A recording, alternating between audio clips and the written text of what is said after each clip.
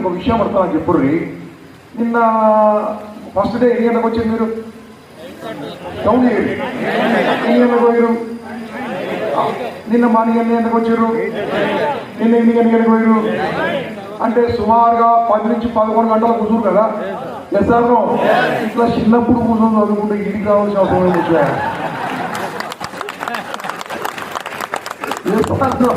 తప్పట్టు కొట్టలేదంటే వాళ్ళందరూ పండుగ లేదు.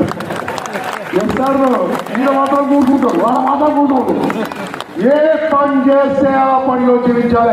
ఈ 3 రోజులకి ఈ అలవాటు ఎలా ఉందో ఈ అలవాటు చేసుకోండి బాస్. ఈ రోజు నుంచి ఇన్వాల్వ్ అండి, 100% ఇన్వాల్వ్ అండి.